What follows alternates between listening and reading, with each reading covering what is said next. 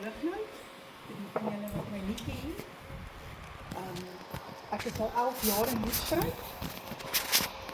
Ek het my getuienis so ruk terug in Heidelberg gaan lewe. En ek het vir die mense vertel van wat se aardige plek dit is waar ons bly, van die leeu's en die uitwerks, van die skorpioene en die slange, sodat niemand dit oorweeg om nog iemand te trek. En dan word het groot. Ek het hulle selfs gewys van die luiperd wat rondloop in die Wildlife Estate waar my man onwetend daarvan huis toe gestap het. So, ek probeer die mense keer om Hoedspruit te kry. Ek is bevoorreg om getroud te wees met Jaco Lignout. Baie van julle ken hom ook. Ek het 'n slaagsyfer van 50% om my kinders lewendig te hou.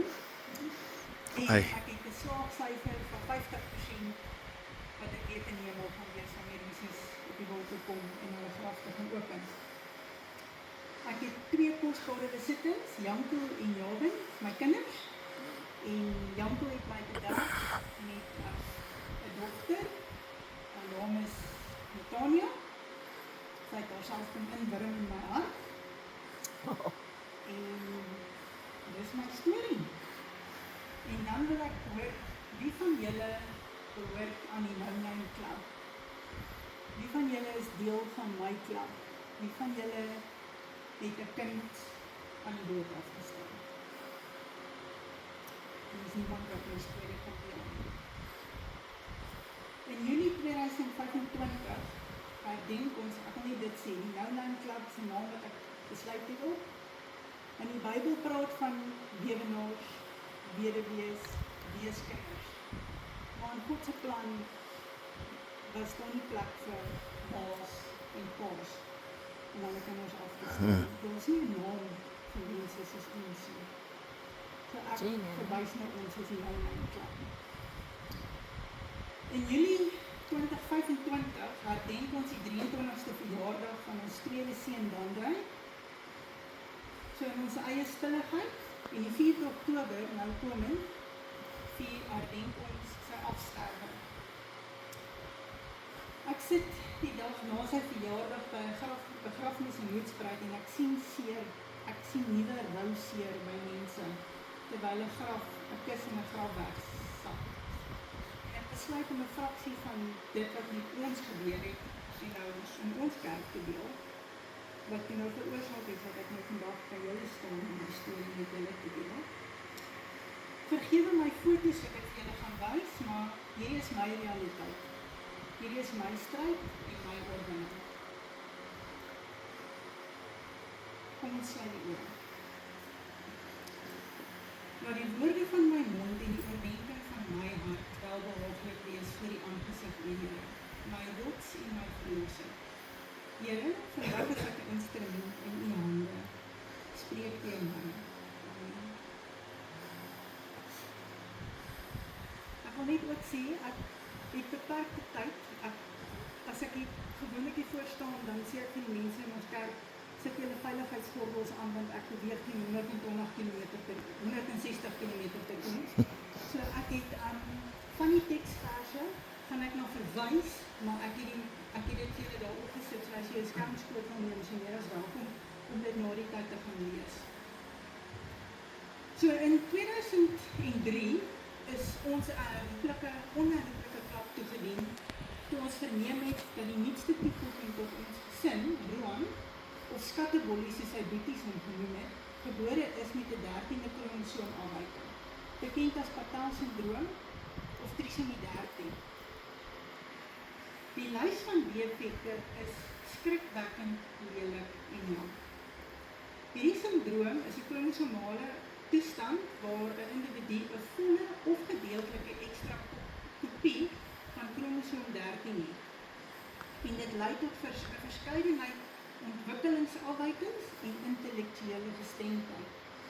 Daar's fisiese abnormaliteite, 'n gesplete lip of verhemelte, ekstra vingers of tone, 'n abnormale klein kop, 'n abnormale klein of selfs afwesige oë. Ons is hierdie een gespaar, laaggesette ore en velafwykings op die kopval. Ons kind het almal gehad. Down-sindroom het aangebore hartdefekte. Ons het extra gate in sy hart gehad, breinafwykings, voedingsprobleme en vertering van kos. Ons moes hom huisvoed, verkalkte niere en ons het selfs agtergekom dat hy doof was. Die erns daarvan wissel by individue. Was 'n hoë sterftesyfer. As die kinders gebore is met die sindroom, leef hulle gewoonlik nie langer as die eerste maand nie. En die meeste van hulle sal nie langer as 'n jaar leef. As hulle leef, is dit gewoonlik nie langer as 'n jaar. Dit is nie 'n geneesbare sindroom nie. Fataal, trisemie, 2 klein woordjies met 'n geweldige impak op ons lewens. 45 dae later, vroeg in Februarie 2004, is Roan dood aan hartversaking en staan ons gebroke verslaan langs 'n oop graf waar 'n klein wit kussie was. As ek aan my kleintjie dink, dan dink ek aan Johannes 9 vers 3. Hy het nie gesondig nie, maar die werke van God moet in hom geopenbaar word. Sure. Johannes 11 vers 4. Hierdie siekte is nie tot die dood toe nie, maar tot die heerlikheid van God, sodat die Seun van God daardeur verheerlik kan word. Okay? So, ons het 'n curveball gekry, been there, done that, ons skud ons vere reg. Ek gaan betaal die afkooprekening en ek sê vir die vrou, ek hoop ek hoef nooit in my lewe weer met jou besigheid te doen. Nie omdat ons slegte diens gekry het nie, maar dis nou nie eintlik die plek waar ons graag 2 keer in jou lewe wil gaan besigheid doen. Maar nee, Mara, uit jou bitterfonteintjie drink ek pragtig weer. 20 maande later, in 2005, word daar dieselfde grafie oopgegrawe om 'n tweede stukkie van ons daar weg te neem. Die Satan het ons nie hierdie keer met die vuishou bygedank nie. Hy het 'n paar spykerskoene aangehad en 'n trefhou geskop aan 'n gesin wat nog verwerk in die eerste trefhou.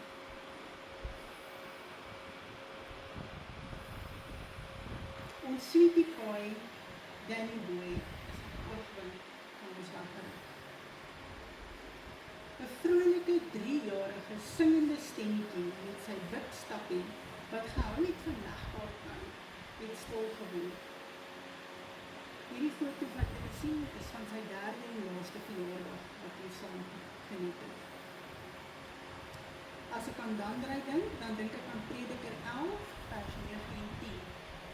Verbly jou, o jongeling, in jou jeug en laat jou hart jou vrolik maak in die dae van jou jonkheid en wandel in die weë van jou hart en in die aanskouing van jou oë. Maar weet dat God vir jou al hierdie dinge in die gerig sal bring. En weer verdriet uit jou hart, van die jeug en die jonkheid is nietig. 1 Petrus 1 vers 24 en 25. Want alle vlees is soos gras en al die heerlikheid van die mens soos 'n blom van die gras. Die gras verdor en sy blom val af, maar die woord van die Here bly tot in ewig. Jy hoor my angstigheid nie. So as 'n introvert praat ek nie eintlik baie en graag nie, maar ek verstaan die konsep van onderhandel ook nie so lekker nie. Met my koleriese persoonlikheid was dit nogal 'n uitdaging geweest. Maar ek is under heavenly construction en ek moet groei. In 'n geval, by my is dit ding of wit of swart of reg of weg. En ek sit in Eugene Marie Hospitaal langs Dandrey se bed. En hierdie onderhandelingsvaardigheid het my skandelik ontbreek. Julle weet mos hoe maak ons.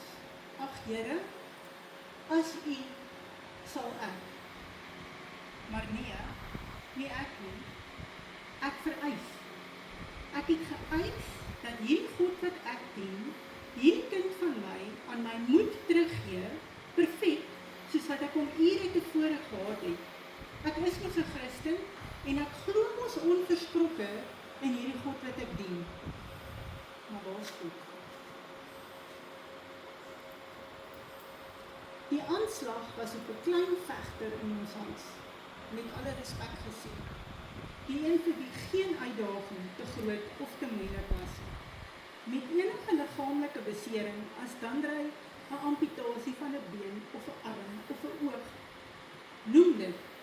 Enige liggaamlike besering sou Dandrey as oorwinnaar uit die stryd getree het.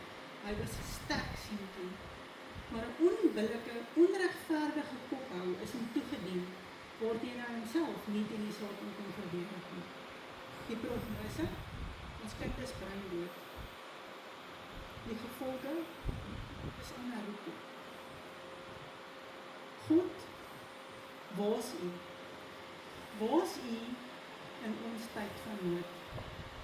Kom ek deel met julle, waar was goed? God was op gebedsversoek ons metgesel as jy net so in die kreerwilpyn.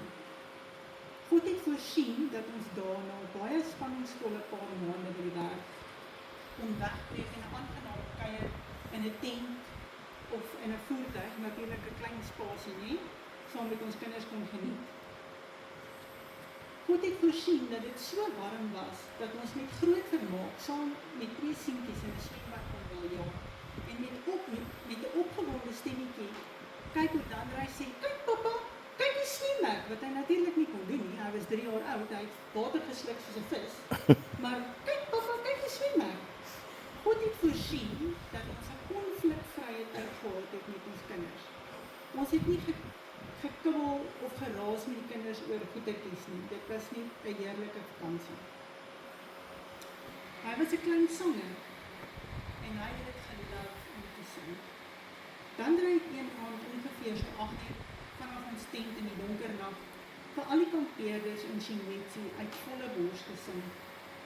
Loof hom met die tromme, loof hom met die harp, loof hom met die klinkende simbale.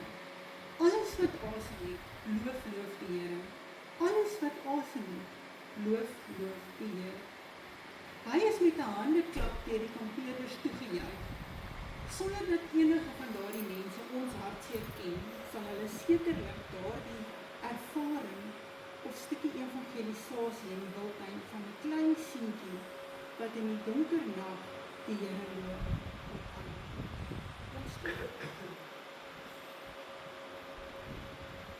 Die aand voor ons terugkeer het ons gesit en sterre kyk, en God het voorsien dat Dandrey my nooi om saam met hom in die tent te gaan lê, sodat hy met my oogie kan speel. 'n unieke gewoonte wat hy gehad het as hy moeg was, om met sy vingerpunt aan jou wimpers te raak, sonder om sy vinger in jou oog te druk. My oudste seunskind Janko het hierdie gewoonte gehad om sy oortjie te vryf, as hy moeg is.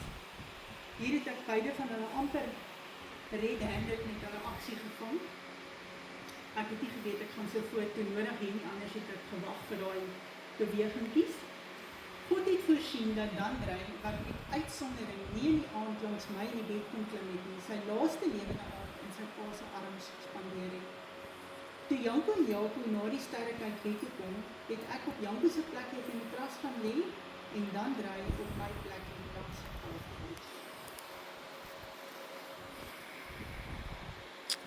Hy gesê, daai vingertjie by jou wimpers het menigmaal nie net vir hom as 'n susneraal gedien, soos wat jy kan sien. God het voorsien dat Dandrey, wat met uitsondering nie in die aand by daai ding, ek moet dit sê, God het voorsien dat hy die volgende oggend saam met sy pa gaan stort het, waar julle as mamas weet, dis maar gewoonlik ons verantwoordelikheid om die kinders skoon te kry nie. God het voorsien dat my ma en haar man, met wie ons op daardie stadium in ons getroude lewe van 10 jaar nog nooit saam mee gaan vakansie hou het nie, die laaste week by hom was en hulle eie spesiale herinneringe kon bou. Met sy verjaardag nou onlangs stuur sy vir my 'n verlangende boodskap, dat sy die drukkies in sy dimpelglimlag mis. God het voorsien dat elkeen aan die Blignout van Nylstroom om 'n uur voor die ongeluk kon sien en hom letterlik vir ou laas kon groet en vasloop. So wat is die uitstaande kernpunte? Die laaste Vrydagoggend van ons vakansie, terwyl ons besig is om gereed te maak vir 'n rit in die wild in, was Dandrey in die voertuig. Ons het 'n Fortuner Frontier gery. Soos die Fortuner, hy het 'n diekie agtersitplek, voorsitplek. En hy is 3 jaar oud. Dan sy op die voorsitplek, dan sy op die agtersitplek. Dan sy agter in die diekie, dan sy en hy het verskriklik baie energie gehad. Nou is hy saam met my in die kar, ek pak uit al die gemors van gister, ek pak nuwe goedertjies in. En terwyl hy hier in die kar rondspring, sing hy: Hier is my herder, niks sal my ontbreek nie. Sjoe. Hy laat my neerlê in groen weivelde, na waters waar rus is, Lei hy my hier, na waters waar rus is, lei hy my hier. En dan sit ek in die kar, dan hoor ek, na waters waar rus is, lei hy my hier. Na waters waar rus is, lei hy my hier. Na waters waar rus is, lei hy my hier. Ek sien naderhand vir die kind. Dan ry, sing die liedjie verder. Jy ken hom. Baie diep,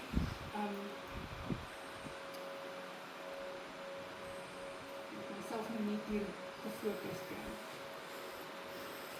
Baie diep haal hy my uit. En daardie 3-jarige dimpelgesig seentjie antwoord my: Nee mamma, nie baie diep haal hy my uit nie. Na waters waar rus is, lei hy my heen.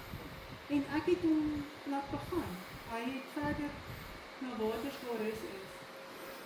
So vra my weer, waar's goed? Die vraag is nie, waar's goed nie? Die vraag is, luister ons as hy met ons praat? Hoor ons sy stem? Sjoe. Ons het 'n warmbad gestop, omdat ons kanole het met die terugkomslag, dat hulle by KFC op warmbad in daai ronde glas gebou, het hulle een van daai slides gehad vir die kinders groot vermaak, en ons beloof ons sal daar stop, dat hulle daar kan speel op pad terug. Dit is reeds laatmiddag, en ons wou nie juist lang kuier nie, want ons weet die pad by Winnie is gevaarlik van warmbad af. Dit is die van julle daar pad op gery nie, maar dit is so 'n smal pad, en die gras groei tot teen die pad. Enige ding spring enige tyd uit, en jy het nie geen manier om te keer dat daar iets gaan gebeur nie. So ons beloof die kinders toe, nou ons sal daar stop, dat hulle gou daar kan speel, en 'n klein dimpelgesiggie met 'n vingertjie in die lug sê: Papa, nog net een keer gly asseblief. En na een keer was hy tevrede en reg om te ry. Dit was 'n doodskene. Ek het kort teruggekyk, ek het aan my voetjies gevat, en die volgende oomblik hoor ek die woord kudu. So waar was goed? Ons het gerol, en ek het by myself gewonder, hoe kry ek nie seer nie? En terwyl ons so deur die lug tol, is dit tjoepstil in die voertuig. Daar's nie gille nie, al wat ek hoor is Jakob wat herhaaldelik sê: Asseblief Jesus, asseblief Jesus, asseblief Jesus. En toe die voertuig op sy dak tot stilstand kom, het ek dadelik na my kinders geroep: Janko, Dandrey. Janko het met die kalmste stemmetjie gesê: Ja mama, maar geen antwoord van Dandrey. En weer roep ek beide se name: Is jy okay, Janko? Ja mama. Ek roep en ek soek na my kleinste lyfie, maar ek kry nie antwoord nie. Dis stilte. My kant van die voertuig is erg ingedaag, en ek kon nie by my venster uitkrap nie, en ek stoel om aan die bestuurderskant kon uitklim. Jaco is uit die voertuig uitgekry, en hy het vir my gesê, hy hoor Dandrey roggelkreun in die bos, ek moet gaan kyk. Janko sit steeds stoepstil in die diekie van die voertuig vasgevang. Ek het vir Dandre so 5 meter van die voertuig onder die bos opgetel en langs sy pa neergelê. Sy hart klop nog, sy oogies is gedilateer, sy pupille is met ander woorde opgewyd en hy reageer nie op lig nie. Ek kalmte sak oor my neer en sy sou kyk, maar steeds met 'n bekommernis in my gemoed oor my bewustelose kind. Ek soek na Janko wat nog kalm in die voertuig vasgevang is en na gespook in die donker is hy uit. My mens vra waar was God? God het voorsien dat Jaco okay was. Hy was duiselig met rug en nekbeserings en 'n bloeiende kop en beenbond, maar hy was by sy volle positiewe en ek kon met hom praat. Hy het plat op sy rug gelê, hy was buite aksie, medies opgeleid, hy geweet dat hy dit nie kon oorstap om roekeloos in sy huis te wees nie. God het voorsien dat my oudste op daardie stadium 'n 4-jarige seentjie my kalmeerpaal was. Sy kalm stemmetjie en houding kon my help fokus op die traumatiese situasie waarin ons verkeer het. God het voorsien dat 'n vrou wat nie bloed kan hanteer nie, 'n seentjie wat sterwend was, moes bystaan, sonder 'n druppel bloed aan sy hand, of enige uitwendige beserings. Geen rede vir hysterie, paniek of fluiting. God het voorsien dat ek bedaard en nugter kon dink om die nodige SOS-oproepe te maak vir hulp, na nooddienste en vriende. Ons besittings, wat agter in die diekie was en in die sleepwa, het natuurlik die hele vlakte vol gelê. Behalwe vir ons kluissleutel het ons niks verloor nie. Ons kon alles in die donker bymekaar kry. 'n Wonderwerk wat ek met julle wil deel. Die Isuzu, soos wat julle daar sien, het op sy dak gelê, maar die sleepwa was agter die Isuzu in lyn asof nog gehak, maar nie onderste bo nie. Hy het op sy wiele gestaan. En die vraag is, waar was God? Toe iemand my dit attent maak by die ongelukstoneel, dat ek besig is om al ons besittings in 'n regopstaande sleepwa te pak, agter 'n ongedopte voertuig met die sleepstang in plek, het ek gesê, God sê vir my, Belinda, in jou chaos is ek hier. Ek is hier by jou.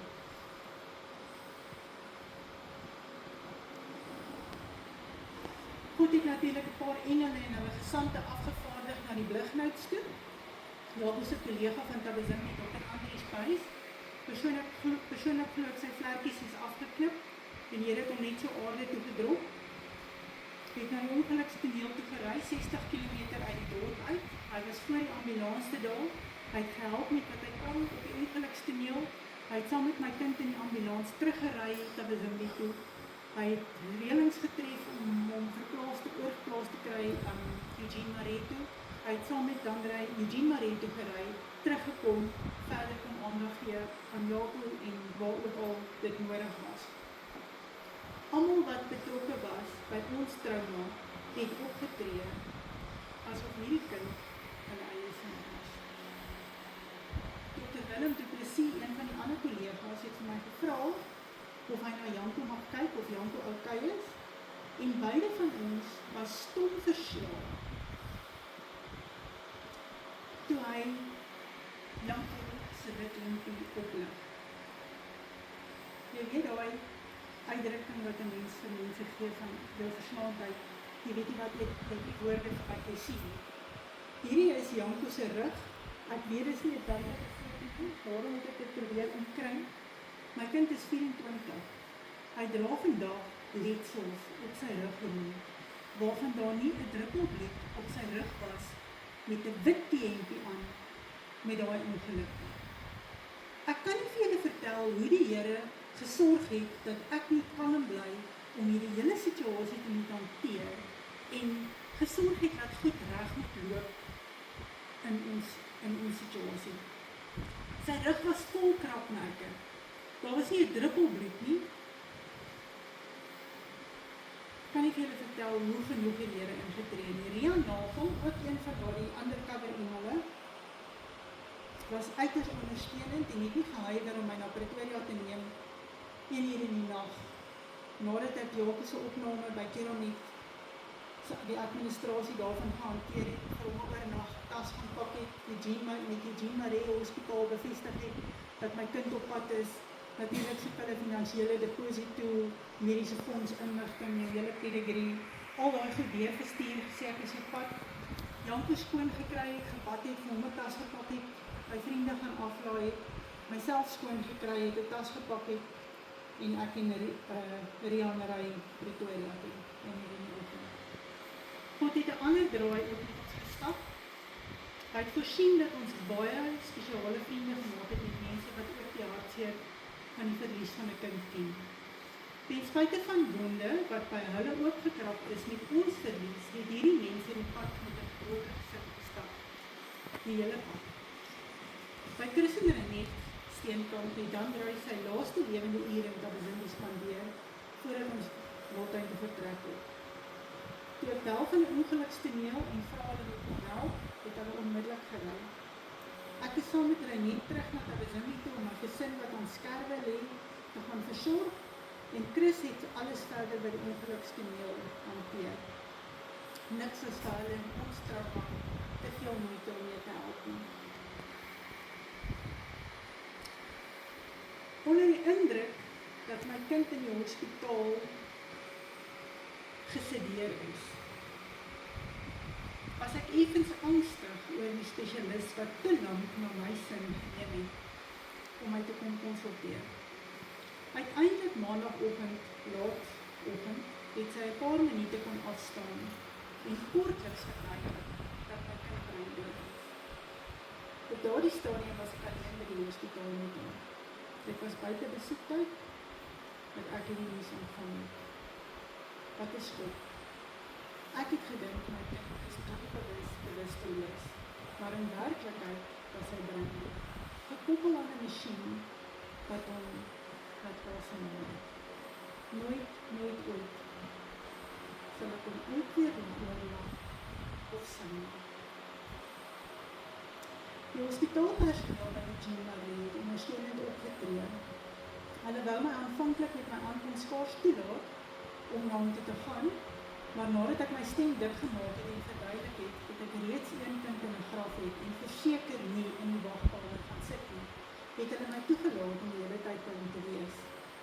Toe Dan Dry breindood verklaar is, het hulle hom na 'n aparte kamer geskuif, waar ons almal saam met hom kon wees en ons beplanning vir sy tydsfonds met hulle kon reël, waar die lewensondersteuning dan afgeskakel sal word.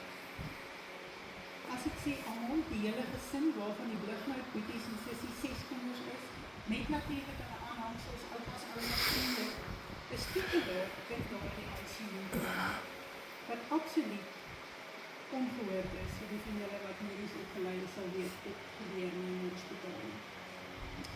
Ons wil graag terwille van die nadoodse ondersoek ons kind eerder in Tabazimbi laat sterf as in die stad, waar hy vir 'n onbepaalde uitgerukte tyd in 'n lotval sal lê, omdat dit gesien word as 'n onnatuurlike sterfte. Ons kon Dan Dry nie deur ons mediese fonds oorgeplaas kry na Tabazimbi toe, vir verskeie redes, en ons sit toe met 'n dilemma. Een, ek kan nie 'n pasiënt in sy toestand, RHT, ontslaan uit die hospitaal uit van 'n hoë sorg eenheid na 'n lae sorg eenheid.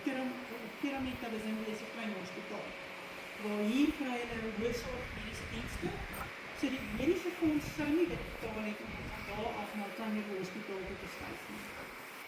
Dit ons half gedink, okay, Jaco ontslaan hom en vat hom Tabazimbi toe, maar Jaco mag dit nie doen nie, want hy is medies opgeleid. Hy weet van beter. Ek sê toe, okay, maar ek RHT en ek ry met hom Tabazimbi toe, maar ek mag dit nie doen nie, want ek is nie medies opgeleid. So die ironie is, hy mag nie, want hy is opgeleid, ek mag nie, want ek is nie opgeleid. En toe gebeur nog 'n wonderwerk. Toe kry sy Samaritaan ons pad en bring ons kind huis toe. God het voorsien dat 'n paramedic, het ons kind baie kruis. Hy was van diens af die aand toe Dandrey by die Jean Marie Hospitaal ingestoot en opgeneem is, maar hy het by iemand daar by ontvangs gekuier. Ek weet nie wat hy daar gesien en ervaar het nie, maar 3 dae later was hy toevallig weer in ongevalle, toe die hospitaal se skakelbeampte na IR geskakel het, om navraag te doen oor die beskikbaarheid en vervoerkoste van 'n ambulans, om Dandrey terug te neem in die liefde.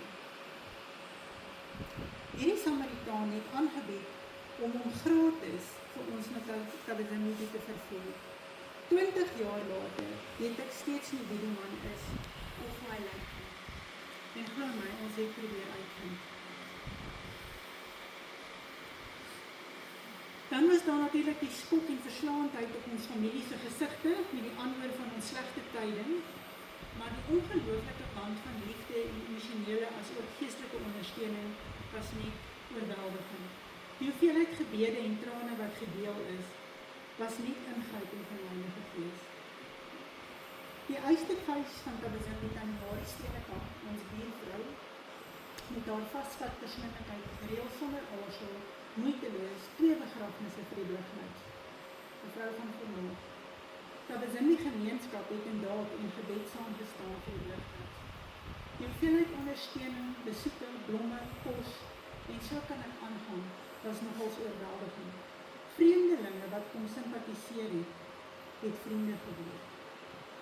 God het moontlik ons gebed om Dandrey van ons terug te gee, geïgnoreer. Maar as ek vandag terugkyk, weet ek daar was 'n groot plan hiermee. Dandrey se gunsteling TV-karakter was Buzz Lightyear van Toy Story. Hy het die Sondagoggend uit sy hart uitgehuil en daarop aangedring om sy gunsteling Ken aan te trek. Buzz Lightyear se spreekwoord lui, to infinity and beyond. Infinity verteenwoordig 'n hoeveelheid sonder grens of einde, oneindigheid. Dit is 'n konsep wat nie bereik kan word nie, want dit het geen limiet nie. Die byvoeging van beyond dui daarop dat dit selfs verder as die konsep van oneindigheid gaan, wat 'n vlak van moontlikheid impliseer, wat selfs die onbeperkte oortref, onbepaal, oneindig, eindeloos. Ek het nog 'n belofte om vas te hou. Almal wat in die geloof van die 3de Engelse boodskap gesterf het, sal verheerlik uit die graf kom. Wanneer Jesus kom en Dandrey se graf oopgemaak word, sal klein Dandrey gebreed wees om hierdie infinity and beyond, die ewigheid, sal met God binne te gaan. Hy sal Jesus ontmoet en by hom aansluit by die onbeperkte oneindigheid van die hemel. Is dit nie spesiaal nie? Die vrae en gedagtes wat ek moes prosesseer.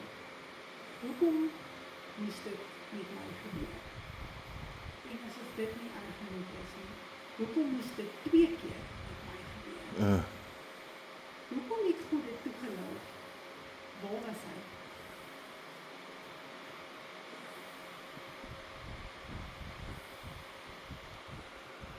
Job 1:12 sê, kyk, alles wat hy het, is in jou hand. Net na homself mag jy jou hand nie uitsteek nie. En die Satan het weggegaan van die aangesig van die Here en 'n aanklag teenoor my vir 'n gebrekkige vertroue. Job 1:22, by dit alles het Job nie gesondig en aan God niks ongereins toegeskryf nie. God het vir Satan die reg gegee om Job te toets. En Job het God niks ongereins toegeskryf nie. Maar dis 'n aanklag teen my, want ek het gevra. Hoekom ek? God het nie gesê, ry in die skemer terug na KwaZulu toe, want ek gaan 'n kudu op julle pad sit nie. God het deur sy trane toegekyk hoe dit met ons gebeur het en geweet by die gevolge van ons aksies is. Hy het dit toegelaat, juis omdat hy is wie hy is, wat die woord vir ons vertel wie hy is.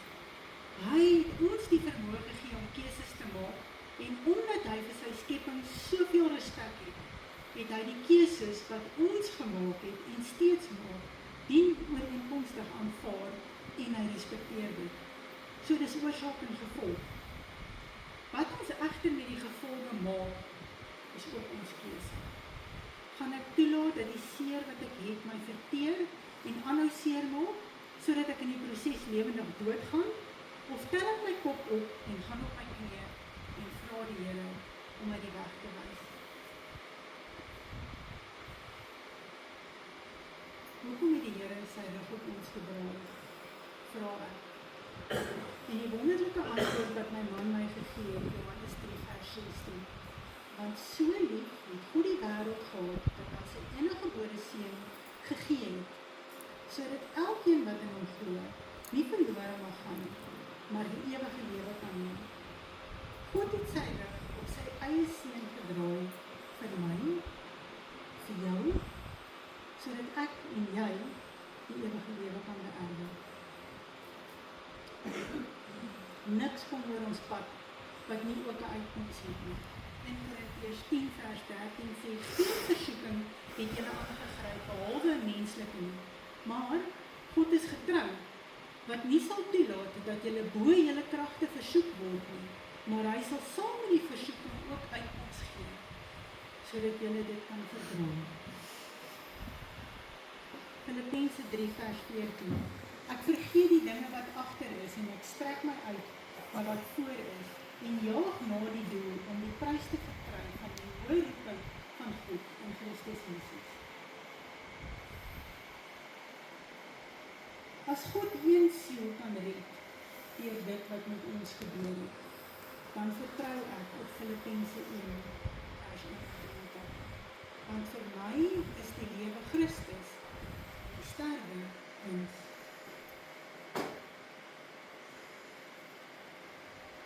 So nou het ons hierdie trauma, en daar is verskillende stadiums van trauma, sê die slim mense. Skok en ontkenning, woede, onderhandeling, hartseer, 'n gevoel van verlies, skuldgevoelens, depressie, sosiale probleme, aanvaarding. Hierdie goeders is so oor 'n tydperk van weke, maande, ek weet nie jare, onderstel om met jou te gebeur, maar wat ek net vir jou vertel, dit het sommer so in hierdie kompakte tydperk het ek daardeur moes werk. Nadat ek die skokkende nuus ontvang het, was ek kwaad vir die Here. Maar op pad terug na te besinning vanaf Pretoria het dit my soos 'n hamer aangetref, Efesiërs 6:12. Want ons worstelstryd is nie teen vlees en bloed nie, maar teen die bose geeste in die lig. Het jy al ooit met erns hierdie sin in die Onse Vader gebed wat Jesus aan ons gegee het bedink? Verlos ons van die bose. Want dit is waar ons slagveld is.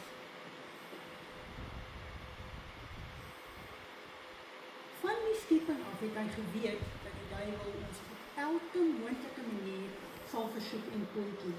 Hy het geweet en hy het voorsiening gemaak vir ons om op hom te vertrou, om vir krag van hom af te bid. Nou ek het 'n keuse. My woede het gedraai na die heerser, my woede het gedraai na die heerser van duisternis, die bose party. Ek gaan nie aan hierdie bose magte toegee nie. Ek het reeds 'n voorbereide plek in die hemel. My naam is geskryf in die boek van die lewe. Ek gaan nie toelaat dat die duiwel my deur hierdie traumatiese voorval dit ontneem nie. As 2 van my kinders nie vandag dood was, sou ek nooit die geleentheid gehad het om vandag voor julle te staan nie, en ek sou nooit die geleentheid gehad het om vir ander van Christus te getuig en die volgende met hulle te deel nie. Wat glo ek? Waarom glo ek? Hoekom glo ek? Geloof is soos Hebreërs 11:1 dit so mooi stel. 'n Vaste vertroue op die dinge wat ons hoop, 'n bewys van die dinge wat ons nie sien nie. Die geleentheid het hom herhaalde kere voorgedoen om te kon getuig. Dat ek onverskrokke in die drie-eenheid glo. Dat Jesus my verlosser is. Dat ons nie vir ons verlossing kan of hoef te werk nie, maar dat dit deur God aan ons geskenk word deur geloof in Christus Jesus. Dat God homself nooit weerspreek nie. Dat hy nooit lieg nie en dat hy nie kan verander nie. Dat God regverdig is. Dat ek ons nie beter is as enige iemand anders op aarde nie, omdat ons almal sondaars is. Dat my geloof sonder werke vir my niks beteken nie, omdat my werke getuig van my oortuiging. Dat Jesus Christus die Messias is en dat hy gesterf het, begrawe is, opgestaan het, opgevaar het en nou aan die regterhand van God as voorspraak van ons oortrede. Ek glo dat God 'n hoë premie plaas op gehoorsaamheid en ek glo sterk dat my gehoorsaamheid aan hom 'n bewys is van my vertroue in hom en 'n erkenning van sy heerskappy in my lewe. Die loon van die sonde is die dood. Dat ons tot stof terugkeer en dus in ons graf bly en dat ons sal opstaan met die wederkoms van Jesus. Sommige tot die tweede dood en ander tot die ewige lewe. Ek glo in die wederkoms van Jesus Christus, dat hy sy belofte gestand sal doen en dat hoewel ons nie die dag kan bepaal nie,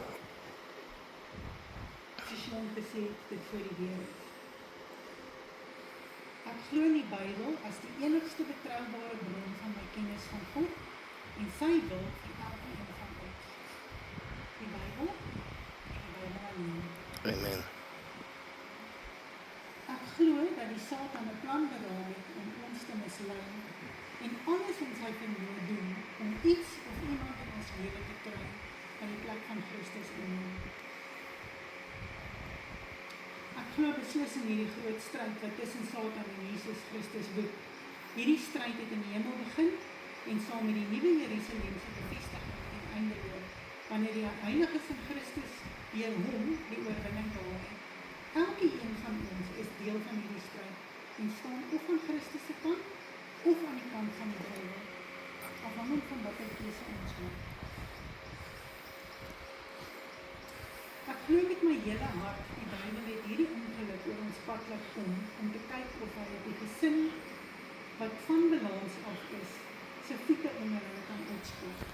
En ek dank die Here vir sy getrouheid en geduld met die sondaars soos ek. Amen. Hier is 'n foto van die kinders se graf, wat ons by keuse laat maak het vir 2 redes. Andrei was mal oor legkaartbou. Op 3-jarige ouderdom kon hy 100 stuk legkaart baas raak. Daai legkaart is nog nie volledig nie. Maar kort 'n belangrike stukkie om die prentjie te voltooi. Die dag wanneer Jesus op die wolke kom om ons te kom haal, sal die legkaartprentjie van ons lewens die rede vir ons stryd tot oorwinning volledig wees.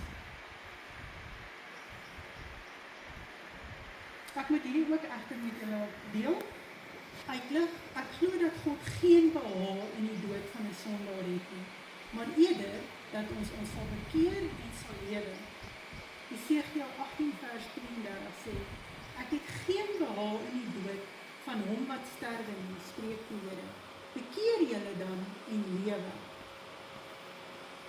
Julle weet as ons iemand aan die dood afstaan, is dit so maklik.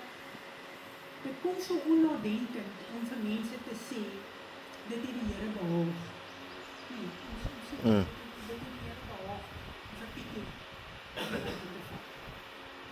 Hoe kry ons dit reg om te sê, dat die opperwese, wat ons en alles anders wat lewe geskep het, wat asem in ons ingeblaas het, te sê dat hy behaal het. Behaal beteken geluk, dat hy behaal daar uitput as iemand doodgaan. My brein maak kortsluitings om dit te verstaan. Dit maak nie vir my sin nie. En ek moes hierdie vir myself gaan ondersoek. Die Bybel se enigste verwysing na behaal in die dood is in Jesaja 53 vers 10. Jesus did. Luister na hierdie woorde. Maar dit het die Here behaag, geloof, nee? Dit het die Here behaag om hom met 'n hoofletter, om Jesus te verbrysel. Hy het hom, hoofletter, Jesus krank gemaak. As sy siel 'n skuldoffer aangebied, hy sal die dae verleng en die welbehae van die Here sal deur sy hand voorspoedig wees. Maak seker die inhoud van hierdie vers sink in. God het nie behaal in die dood van sy skepsels nie. Ek daag jou uit om my verkeerd te bewys. Amen. Ons huldig die mening dat Dandrey 'n slagoffer van hierdie stryd tussen die duiwel en Jesus is. En alhoewel ons hartseer en gebroken oor die duiwel se korttermyn oorwinning is, en nie 'n keuse in hierdie betrokke veldslag tussen God en die duiwel gehad het nie, ons wel 'n keuse het oor hoe ons daarop gaan reageer. Met ander woorde, verwerp ons God en dien die Satan en hou ons vas aan die wonderlike beloftes van wat God in die woord vir ons gegee het, wat ons tot ons beskikking het. Efesiërs 6 vers 10 en 11 sê, eindelik my broers, word kragtig in die Here en in die krag van sy sterkte. Trek die volle wapenrusting van God aan, sodat julle staande kan bly teen die liste van die duiwel. Hierdie tipe van insidente het 2 uiteenlopende gevolge. Die Satan gebruik hierdie tipe van insidente om mense te kry, om hulle rug op die Here te draai, maar dat God uit 'n insident soos hierdie mense wen vir sy ewige komende koninkryk, dis verseker. Dit is waaroor die groot stryd gaan, oor die redding van mense. Job 23 vers 10, want hy weet hoe my wandel is. As hy my toets, moet ek, soos goud tevoorskyn kom. 1 Tessalonisense 5 vers 16 tot 19, wees altyd weer bly, bid sonder ophou, wees in alles dankbaar, want dit is die wil van God in Christus Jesus oor julle. Broeders, bid vir ons. Wees bly. Job 8 vers 5 tot 7. As jy na God soek en die Almagtige om genade smeek, as jy rein en opreg is, ja, dan sal hy oor jou opwaak en jou woning herstel, ooreenkomstig jou geregtigheid. Dan sal jou begin gering wees, maar jou einde baie groot. Ons is geseën met wat begin. Kry ons swaar? Beslis. Verlang ons? Beslis. 20 jaar later en ons steeds bedolk in jou hart. Maar ons is beslis nie sonder hoop nie. Jesaja 42 vers 3 sê, die geknakte riet sal hy nie verbreek en die dowwe lamp dit nie uitblus nie. Met getrouheid sal hy die reg uitbring. Raak met nog sy tongenietjies die opmerking gemaak, dat hy dink dit gaan chaos in begrafplase wees, wanneer Jesus op die wolke verskyn en die grafte geopen word. Ja. En mense oor hulle voete gaan val om by hulle geliefdes uit te kom, om nog 'n drukkie of 'n swientjie te kan uitdeel. Maar gelukkig vir ons, het ons 2, so ons gaan beklei, ons gaan elkeen eentjie kan kry. Okay. Hier is letterlik die laaste foto's wat ons gaan doen. Daar is 'n bekende aanhaling uit Life Sketches wat hier is. Ons het niks om te vrees vir die toekoms, behalwe dat ons die wyse waarop die Here ons gelei het en sy leringe in ons verlede sal vergeet. Romeine 12 vers 12 sê, verbly julle in die hoop, wees geduldig in die verdrukking, volhard in die gebed.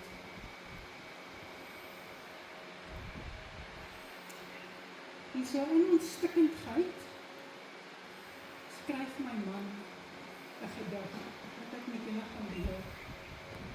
Herinnering. 'n gesig so strak en stroef, 'n gees baie diep bedroef, 'n hart wat stikkend struikel en steen, stemmetje wat sakkies een kant krengel. 'n dapper, unieke klein stapper. 'n vlag wat nou halfstop wapper. 'n dimpel op elke vriendelike wang. 'n stilte in plek van liefde saam. 'n lewe, hy baie geraak, 'n vraag, hoe staan my saak? 'n verwagting, om by God te sien, 'n bede, God opreg te dien. 'n vinger oor geslote oog, 'n nekskroef tevrede geboog, 'n laaste vassel, al klapper tand. 'n huis gebou, maar nie op sand. Kom vertroos, o Heilige Gees, in stilte by ons te wees. Wil U neem die bitter pyn, oorspoel ons weer, o lewende fontein, ter nagedagtenis aan Daniël.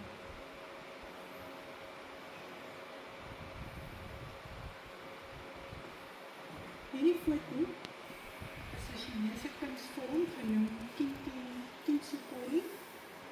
Lees maar op daarop. Dit is die agtergrond op my WhatsApp-skerm. Hierdie is my daaglikse herinnering aan maak nie saak hoe stukkend my lewe is, of hoe gebroken ek dink dit is nie. Ek het 'n lewende God, wat my met sy getroue liefde en goedertierenheid en beloftes en versekering as goue draad aan die kom. Only Jesus can turn a mess into a message. Only Jesus can turn a test into a testimony. Only Jesus can turn a trial into a triumph. Only Jesus can turn a victim into victory. Ek gaan lewer my getuienis in Heidelberg, hulle nooi my, na 'n vrouekamp, nou onlangs. En een van die predikante maak in haar preek 'n stelling, moenie dat jou seëninge vir iemand anders hartseer veroorsaak nie. My gebed is egter dat my hartseer vir jou 'n seëning sal bied. As die lewe jou klap, onthou Johannes 16 vers 33. Dit het ek vir julle gesê, dat julle in my vrede kan hê. In die wêreld sal julle verdrukking hê, maar hou goeie moed. Ek het die wêreld oorwin.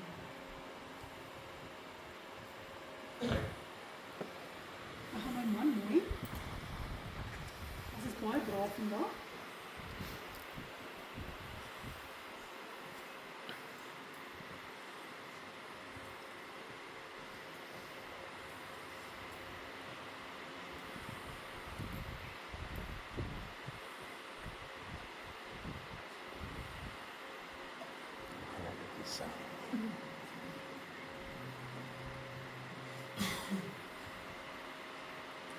As ek hierdie lied op sy begrafenis gesing, en dis 'n lied Sure. van ons hart is, ons gaan dit met julle deel. Jesus om, as ek afskeid neem van die liefste op aard vir my, en die dood ombreek tot my hart wil breek, is dit niks vir hom as ek bly. Ja, hy gee om, my Heer gee om, sy hart is weet met my leer. As die dag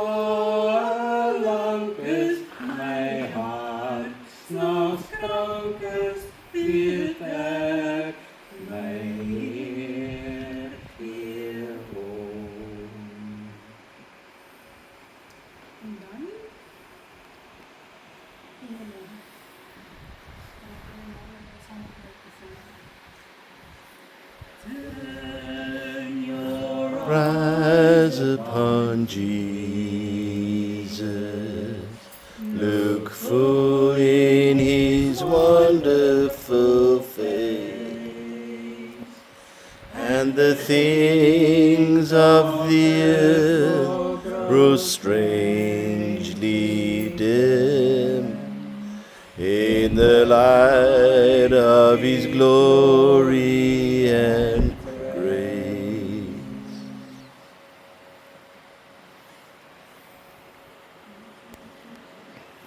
Ons sluit die oë.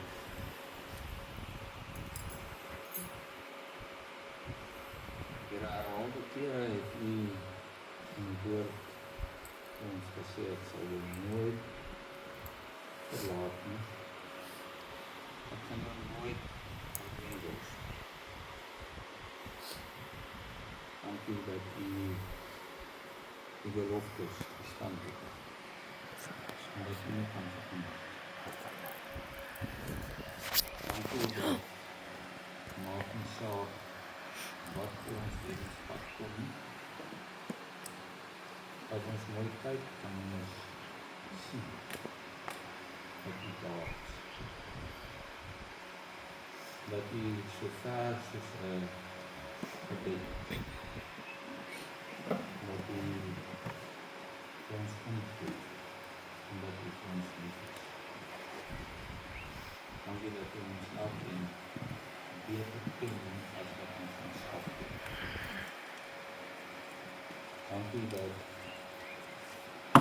die seer wat ons mag beleef die lewe